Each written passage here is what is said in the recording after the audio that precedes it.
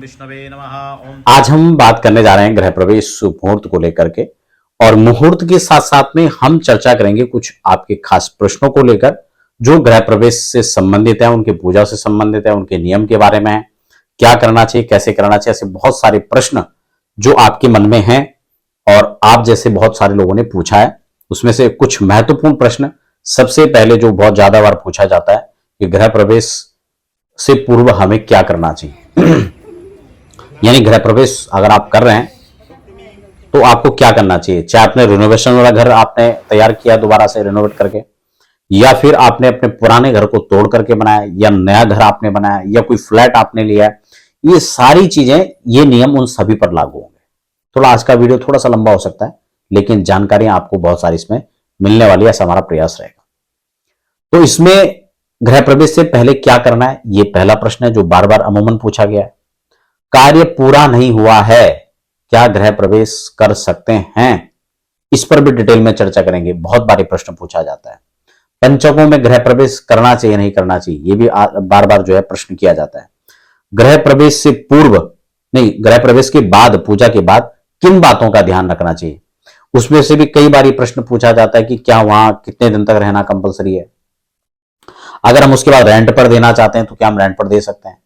ये बहुत सारे ऐसे प्रश्न हैं जो पूछे जाते हैं और एक और प्रश्न यहां पर, हाँ, कार्य पूरा नहीं हुआ तो ठीक है, ये तो हो गया। तो ये कुछ प्रश्न है जो बार बार पूछे जाते हैं, हम डिटेल में चर्चा करेंगे।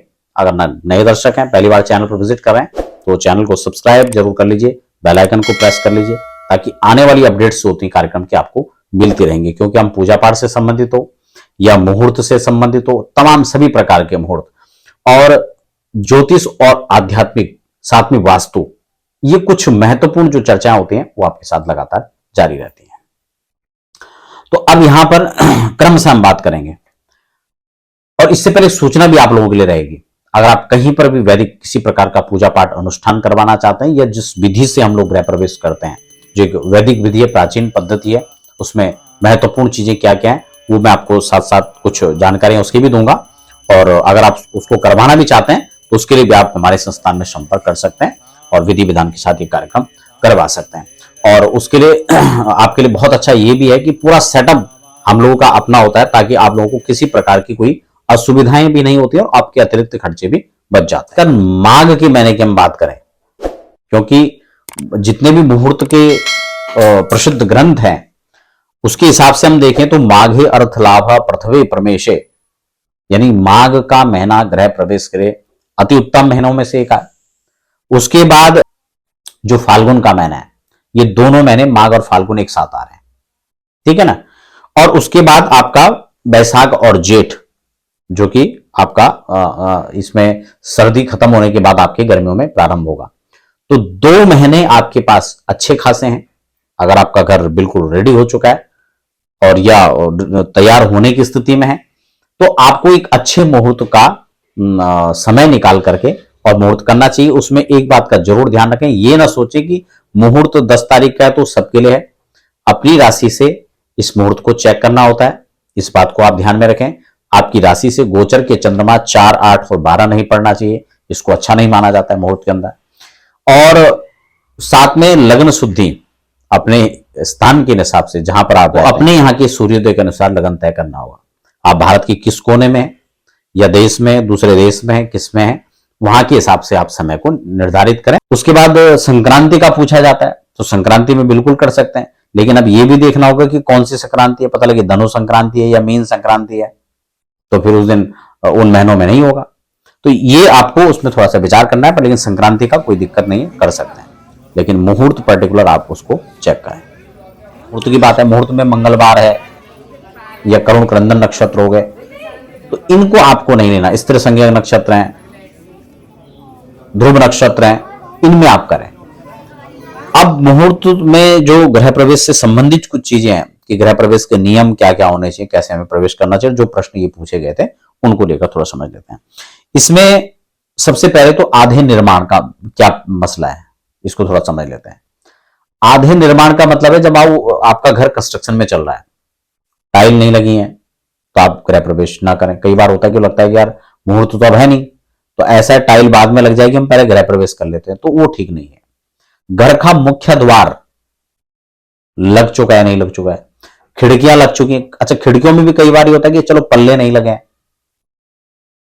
ठीक है ना, तो अगर वो लग जाए तो बहुत अच्छी बात है, लेकिन कई बार व्यक्ति के बजट में भी नहीं होता है, क्योंकि हर किसी के पास तो ऐसा माहौल नहीं है। कई बार लोग बजट के हिसाब से नहीं लगा पाते हैं, या ये सोचते हैं कि चलो कांच का लगा लेते हैं, जाली का बाद में लगा लेंगे। ये बाहर से जाली लगवा देते हैं, अंदर से कांच के दरवाजे उनको लगाने होते हैं, तो वो नहीं लग पाते हैं। तो वो अलग अलग परिस्थितियों पर अलग अलग व्यक्ति के लिए निर्भर है, तो वो उसमें कोई बड़ा मैटर नहीं है, उसको छोड़ दीजिए। उसके बाद आपका फर्नीचर का काम होता है। अब ये सब आधे वर्ग की बात कर रहा हूं मैं, क्योंकि कई लोग कंस्ट्रक्शन का जो काम है, आपका ईंट का काम रह रहा है, कहीं कुछ और तोड़ फोड़ आपका होना है, या कुछ नया चीज बनना है, तो उसमें तो आपको बिल्कुल नहीं करना है, ठीक है ना, वो आधे निर्माण में आएगा। लेकिन आपका मान लो कि आपके अलमारियां नहीं बनी है, या आप किचन में आपका मॉड्यूलर किचन बनना है, वो नहीं बना है, तो ये एक अतिरिक्त काम है। और वो फिनिशिंग का कुछ इस प्रकार का काम होता है कि कई बार वो लोग सालों साल भी नहीं कर सकते हैं।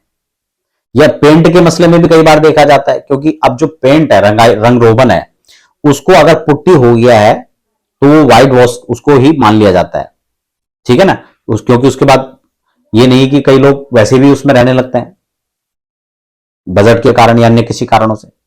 अगर वो हो पा रहा है तो ठीक है, नहीं हो पा रहा है तो वो ये नहीं कि वो आधा निर्माण है, उसको आधा निर्माण नहीं माना जाएगा। इस बात को थोड़ा सा समझना जरूरी है ठीक है ना।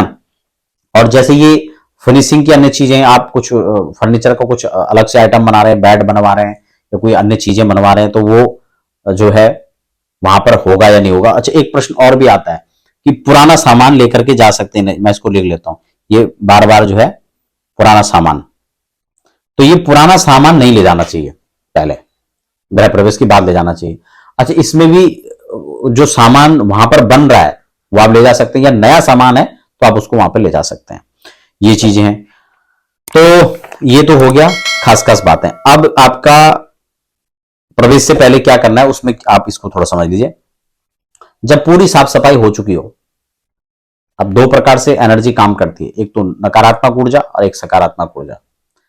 आपको सबसे पहले तो जितनी भी वहां साफ सफाई का काम है उसको एक बार करवा लेना है, धुलवाई करवा लेनी है। फिर आपको खुद साफ सफाई के हिसाब से एक स्वच्छ बाल्टी में नमक और फिटकरी डाल करके पूरे घर को एक बार फिर से क्लीन करना चाहिए, ठीक है ना। ये आपने कर दिया तो जूते चप्पलों की एंट्री आप धुलाई करते ही बाहर कर दें। कई बार क्या होता है कि धुलाई आपने कर दी, पोछा भी आपने लगवा दिया और फिर से वहीं सब जूता लेकर के जा रहे हैं, आप भी जा रहे हैं, तो उसको एक सुनिश्चित स्थान पर रख लें कि उसके बाद वहां उसकी एंट्री नहीं होगी। तो इन चीजों को ध्यान में रखना है। और उसके बाद फिर पूरे घर को एक बार गंगा जल आदि से मार्जन करना चाहिए। जब ये आपका मार्जन आदि का काम हो जाए और ये आपका हो जाता है, तो आपको एक बार पीली सरसों, या तो जब आचार्य ब्राह्मण लोग आए उनसे अभिमंत्रित करवा करके इसको करें, नहीं है तो आप गंगा जल और पंचगव्य, इन दोनों चीजों को एक बार पूरे घर के अंदर ये आपको छिड़काव अपने आप कर लेना चाहिए। नहीं तो जब पूजा होगा तो वो ब्राह्मण देवता थी सब करेंगे, अभिमंत्रित करके वो ये सब करवाएं। और गंगा जल पंचगव्य ये करें, पीली सरसों का एक बार पूरे रक्षण उसमें करें। ये करने के बाद संपूर्ण तीर्थों आदि का जो जल है उसको भी आप जो है उसका मार्जन कर सकते हैं। तीर्थों का जल है, खास बात ये कि हम लोग जब गृह प्रवेश आदि की पूजा करवाते हैं तो हम ये अपने पास रखते हैं, और इन सारे जलों को, क्योंकि हम जहां जहां भी यात्राएं करते हैं वहां का जल लेके आते हैं, वो जल हम अपने पास रखते हैं, उसका मार्जन छिड़काव हम लोग करते हैं। ठीक हो गया, ये हो गया। उसके बाद शुद्धि का होम। कई लोग क्या सोचते हैं कि एक दिन में गृह प्रवेश होना या 2 दिन में, वो मैटर नहीं करता। कई बार हो सकता है परिस्थितियों बस वो एक दिन में भी करवा रहा है, लेकिन फिर भी बहुत विधि को जो है फॉलो किया जा सकता है एक दिन के अंदर भी। तो वैसे तो मेरे हिसाब से कम 2 दिन तो होना ही चाहिए, और थोड़ा तरीके से करना है तो 3 दिन में करो, क्योंकि 3 दिन वाला काम 2 दिन में तो हो सकता है, लेकिन 3 दिन वाला 1 दिन में तो बड़ा मुश्किल है। तो इसको जो है शुद्धि का होम ये कंपलसरी है, चाहे आप 1 दिन की पूजा कर रहे हैं या 2 दिन की कर रहे हैं। कई बार हमको लगता है कि सीधा जो है जाकर के आपने व्यवस्थाएं बना दी और पूजा पाठ शुरू कर दिया, ठीक है ना, वो नहीं। पहले शुद्ध आप एक सूक्ष्म होम शुद्धि का होम करें, लोहे आदि में उसको ना करें, यानी लोहे का तसले में करवा दिया, लोहे के कुंड में करवा दिया, तो उससे आप बचें, ठीक है ना। और ब्राह्मणों को भी इस प्रकार ध्यान देना चाहिए, लेकिन अगर कई बार संकोच में ब्राह्मण नहीं कह पा रहे, तो आपको खुद ध्यान रखना चाहिए, वो करवा भी रहे तो आपको भी इन चीजों की आपकी भी जिम्मेदारी बनती है कि उसमें ना कराएं, ठीक है ना, क्योंकि उसका नियम है कि लोहे में बिल्कुल भी हवन निषिद्ध माना गया। अब वो देखा देखी चल रहा है तो वो विषय अलग है। तो आप उसके लिए ऑप्शनल या तो तांबे की परात रख सकते हैं, पीतल की परात रख सकते हैं, नहीं है तो कांसी की थाली रख सकते हैं, ये तो सब होता ही है घरों में। नहीं है तो आप खरीद के भी 1-2-400 की थाली खरीद सकते हैं, उसमें क्या दिक्कत है। तो उसमें एक शुद्धि का हवन कर लें, उसमें आपको पुरुषोक्त रुद्र सूक्त आदि के हवन करने हैं, द्वादशाक्षर का और अष्टाक्षर जो मंत्र हैं इनका आपका उसको प्रधानता से हवन करना चाहिए। गायत्री मंत्र का हवन करना चाहिए। गायत्री मंत्र का हवन सूक्ष्म मौन रूप से किया जाता है, ये नहीं कि आप मंत्र बोल बोल के जोर से हवन कर रहे हैं, ये भी विधियां हैं। और विधियों को ध्यान में रखते हुए इस प्रकार से द्वादशाक्षर, अष्टाक्षर, गायत्री, पुरुषोक्त, रुद्र सूक्त के द्वारा हवन कर लेना चाहिए शुद्धि के, ठीक है ना। और जो अन्य देवता हैं वो सामान्य सभी आहुतियों को देना चाहिए। उसके बाद मंडप की तैयारियां हो जाएंगी। तो पहले दिन में आपका सारा यही कार्यक्रम होगा। गणेश आदि को आप स्थापन कर सकते हैं। प्रथमतः जब आप पूजन करेंगे तो कुंड में सारा पूजन हो जाता है। और अगले दिन आप ये सब मंडप की तैयारियां करके आपको गणेश सहित पंचांग पीठ की स्थापना करनी होगी, ठीक है ना। फिर आपको अगले दिन पुनः आपको प्रातःकालीन होम करना चाहिए, फिर से इन्हीं पुरुषोक्त आदि के द्वारा। और इसमें आप श्री सूक्त भी ऐड कर सकते हैं, रुद्र सूक्त भी ऐड कर सकते हैं, ये सब चीजें करना चाहिए।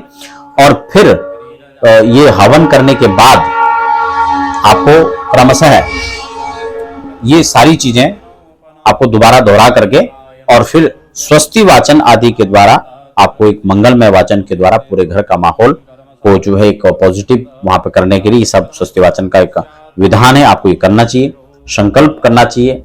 गणेश आदि का पूजन आपको करना चाहिए, गणेश अंबिका का कलश स्थापन, कलश पूजन, पुण्यावाचन, ये सब उसमें प्रमुख रूप से नांदी श्राद्ध आदि जरूर करना चाहिए। कई बार क्या होता है कि नांदी श्राद्ध नहीं करते हैं, बीच में किसी प्रकार का कोई विघ्न है, और वैसे भी पितरों को स्मरण, पितृ पूजा उसमें होनी ही चाहिए, तो ये नांदी श्राद्ध इसमें जरूर करना चाहिए। पंचांग पीठ की पूजा आपकी कंप्लीट हो जाती है। फिर आपको वास्तु का पूजन इसमें प्रधान रूप से करना चाहिए। और ध्यान रहे कि हम यज्ञ वास्तु और जो ग्रह वास्तु है इनमें दोनों में भिन्नता होती है, इसलिए इसमें 81 पद वाला जो वास्तु है, ठीक है ना, उसका पूजन करना चाहिए और सांगोपांग विधि से करना चाहिए, ठीक है ना। उसके बाद ये सब आप कर लेते थे। मातृका आदि पीठ की स्थापना है, क्षेत्रपाल स्थापना है, नवग्रह शांति जो प्रमुख रूप से करना चाहिए, उसमें अधिदेवता, प्रत्यादेवता, पंचलोकपाल, 10 दिक्पाल, क्षेत्राधिपति, क्षेत्रपाल, इन सब का पूजन भी आपको प्रमुख रूप से करना चाहिए। और क्षेत्रपाल का, क्योंकि आप नए घर में, नए स्थापना में जा रहे हैं, नए एरियाज में जा रहे हैं, तो वहां पे क्षेत्रपाल का एक प्रधान रूप से आपको एक स्वतंत्र एक अलग सी पूजा भी करनी चाहिए, क्योंकि आप दूसरे के क्षेत्र में जा रहे हैं। कम से कम वहां के क्षेत्र अधिपति से मिलकर के आप उनको प्रणाम, अपनी स्तुति, अपनी प्रस्तुति, अपना उनका अभिवादन, अपना वहां पर जाके परिचय, और उनके क्षेत्र में आप रहने जा रहे हैं तो उनसे मिलना तो स्वाभाविक बनता है ना। तो ये चीजें वहां पर जरूर करनी चाहिए। अब एक महत्वपूर्ण चीज मैं आपको बता दूं, क्योंकि जो वास्तु है, वास्तु के अधिपति देवता, वास्तु के जो अधिष्ठात्री देवता कह सकते हैं, वो भगवान शिव है। अब उनके मालिक शिव है तो उनका तो पूजन प्रधान रूप से होना चाहिए। तो इसलिए रुद्राभिषेक का कार्यक्रम आपको प्रमुख रूप से इसमें करना चाहिए। और पूरे अष्टाध्यायी के द्वारा भगवान शिव का गंगाजल और दूध के द्वारा कम से कम इतना अभिषेक तो आपको करना ही चाहिए। और भगवान शिव की भी सांगोपांग पूजा होनी चाहिए, ठीक है ना। ये पूजा आप कर लेते हैं, रुद्राभिषेक कर लेते हैं, इसको आप सेम डे प्रदोष काल में करें तो बहुत अच्छा, नहीं है तो आप नेक्स्ट डे कर लें या उसी दिन भी कर सकते हैं। और विविध उसके बाद विविध सूक्त, विविध मंत्र, विविध पाठ आदि आपको करने चाहिए। उसमें श्री सूक्त है, पुरुष सूक्त है, रुद्र सूक्त है, रुद्राष्टाध्यायी है, चंडी पाठ है, ये सारे पाठ भी करने चाहिए। आपका द्वादशाक्षर मंत्र है, पंचाक्षर मंत्र है, अष्टाक्षर मंत्र है, आपका गायत्री है, वास्तु मंत्र है, इन सारे मंत्रों का जप भी करना चाहिए। पाठ में आपको अन्नपूर्णा का पाठ है, श्री सूक्त का पाठ है, ये भी कनक धारा का पाठ है, ये सारे पाठ आपको करने चाहिए, ठीक है ना। भले इनकी मात्रा बहुत अधिक संख्या में ना हो सके, लेकिन कुछ तो संख्या में इनका पाठ होना ही होना चाहिए। और इस प्रकार से आप ये अनुष्ठान को करें। उसके बाद विविध उपचारों के द्वारा पूजन का ध्यान रखना चाहिए, सामग्री का ध्यान रखना चाहिए। कई बार हम सामग्री बहुत सारी जुटा लेते हैं, लेकिन उपयुक्त सामग्री नहीं जुटा पाते हैं। तो सामान कम हो, थोड़ा हो, लेकिन अच्छा हो, पूजा थोड़ी हो लेकिन अच्छी हो, इस बात का ध्यान रखना चाहिए। केवल फॉर्मेलिटीज पूरी करने से कोई लाभ नहीं है। ये आस्था श्रद्धा का विषय है, और वो जो शक्तियां जिनको आप बुला रहे हैं, जिनका पूजन कर रहे हैं, वो अदृश्य शक्तियां हैं, बहुत शक्ति संपन्न शक्तियां हैं। तो इसलिए आपको उनकी पूजा उसी अनुरूप करना चाहिए। ब्राह्मणों की बात है तो कम से कम आप इसमें कुछ भी नहीं तो 2 ब्राह्मण 3 ब्राह्मण तो आपको रखने ही चाहिए, और 5 ब्राह्मण 7 ब्राह्मण हो तो आपकी अपनी हैसियत के ऊपर बात है कि आप फिर कितना उसका बजट बढ़ा सकते हैं, कैसे कर सकते हैं। ब्राह्मणों के लिए, सामान के लिए, उपचार के लिए सारी विधियां हैं। इन बातों का ध्यान रखना चाहिए कि अगर संभव हो सके तो यज्ञ का जो नियम है उसमें लोह पात्र का निषिद्ध है, ठीक है ना। इसलिए संभव हो सके, वैसे तो ये नियम है इसका यज्ञ का कि अगर आप एक अच्छी पूजा विधि विधान से करा रहे हैं तो सारे पात्र या तो कांसे के लगे, या पीतल के लगे, या तांबे का लगे। चांदी स्वर्ण तो फिर बड़ा विषय हो जाएगा, उसको सब अफोर्ड नहीं कर पाएंगे। लेकिन ये नियम है क्योंकि स्टील के पात्र हैं, लोह, ये सब लोहे के पात्र माने जाते हैं, इसलिए इनमें जो है इसका लाभ नहीं है। उपचार की बात करें तो षोडशोपचार पूजन इसमें श्रेष्ठ माना गया है, और राजोपचार तो राजा महाराजा लोग, कोई शक्ति संपन्न धन संपन्न धनाढ़ लोग ही कर सकते हैं। और सामग्री थोड़ा लेकिन अच्छा पात्र मैंने आपको बता दिया। ब्राह्मणों का चयन बड़े सहजता से करें, सहजता से करें। ये नहीं कि केवल धोती कुर्ता पहन लिया, लंबा तिलक माला सब डाल रखें तो वो सब ब्राह्मण ही, ऐसा नहीं, ठीक है ना। ब्राह्मण जो भी हैं वो कम से कम पहले तो ब्राह्मण ही हो, ये भी एक बार क्लियर कर लेना चाहिए। तो कई बार ये भी निकल रहा है कि लोग जिनसे पूजन करा रहे पता लगे वो ब्राह्मण भी नहीं थे, ऐसा भी कई बार संयोग में आ रहा है। तो ये होना चाहिए। दूसरा, ब्राह्मण संध्या बंधन करने वाले होने चाहिए। शिखा सूत्र तो कम से कम सबका होना ही चाहिए, क्योंकि फिर ब्राह्मण ही कहां है। नहीं तो आजकल ऐसा है कि चोटी तो है ही नहीं आधे ब्राह्मणों की। तो ये सब जिनको काम करवाना है उनको देखना है कि हमें किस प्रकार के लोग चाहिए, ठीक है ना। शिखा सूत्र है, सात्विकता है, ये नहीं कि गुटखा खा रहे हैं, पान खा रहे हैं। अब कुछ ब्राह्मण लोग भी इस वीडियोस को देख रहे हो तो बुरा मत माने, लेकिन ये दोष है तो देखो उसको दोष ही कहा जाएगा है ना। अगर दिन है तो दिन ही कहा जाएगा, ये नहीं कहा जाएगा कि नहीं अभी दिन है, दिन खराब है, चंद्रमा का अस्तित्व है, महत्व है, ठीक है। तो कुल मिला के जो खराब है वो खराब ही है। तो गुटखा, पान, बीड़ी, सिगरेट और उससे ऊपर तो खैर जो भी है तो वो कम से कम उसका सेवन आदि ना करें।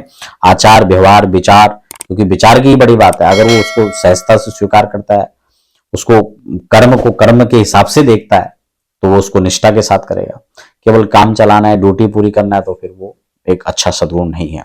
सुदृढ़ता होनी चाहिए कार्य के प्रति, आचार विचार व्यवहार, ठीक है ना। तो ये सारी चीजें ऐसे ब्राह्मण को आपको जो अच्छे, क्योंकि घर बनाते हैं तो अच्छा मिस्त्री ढूंढते हैं, लेकिन घर का पूजन कराना है तो अब आप सोच रहे हैं कि काम चलाने के लिए सबसे सस्ते वाले देख लो। तो ऐसी भावना आपके मन में नहीं होनी चाहिए। ताली दोनों हाथों से बजेगी।